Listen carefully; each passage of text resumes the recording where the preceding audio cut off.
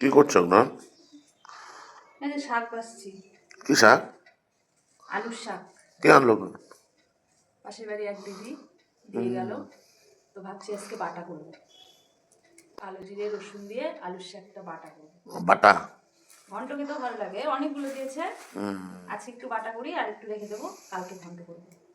ভালো লাগে কিন্তু বাটা। তাই করো। প্রথমে 4-5টে শুকনো লঙ্কা ভেজে নিলাম।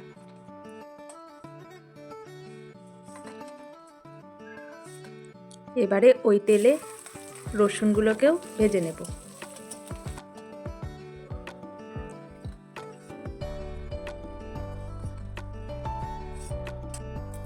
একটা কাঁচা লঙ্কা আর একটু কালো জিরে ফোড়ন দিয়ে দিলাম। হালকা নাড়াচাড়া করে ঝুরি করে কাটা আলু দিয়ে দিলাম। আলুটাকে হালকা করে ভেজে শাকটাকে দিয়ে দিলাম।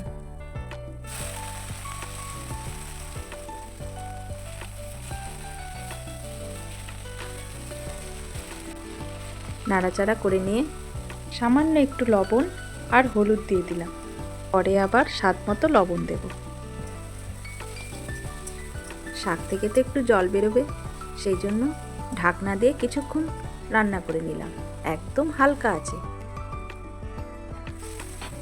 এতে আলু আর শাকটা ভালো করে সেদ্ধ হয়ে গেছে। 3-4 মিনিট মতো ভেজে নেব। ভাজা ভাজা হয়ে গেছে, একটু ঠান্ডা হোক। ততক্ষণে লবণের সঙ্গে লঙ্কাটাকে গুঁড়ো করে নিই।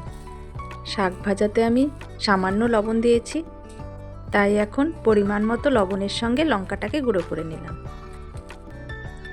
এবারে মিক্সির মধ্যে শাকটাকে বেটে নেব। পাটার মধ্যে বাটলেও হয়, আমি মিক্সির মধ্যেই বেটে নেব।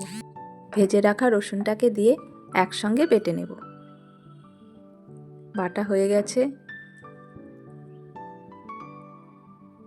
এবারে লঙ্কার গুঁড়োর সঙ্গে মেখে নেব। সামান্য একটু সর্ষের তেল দেব।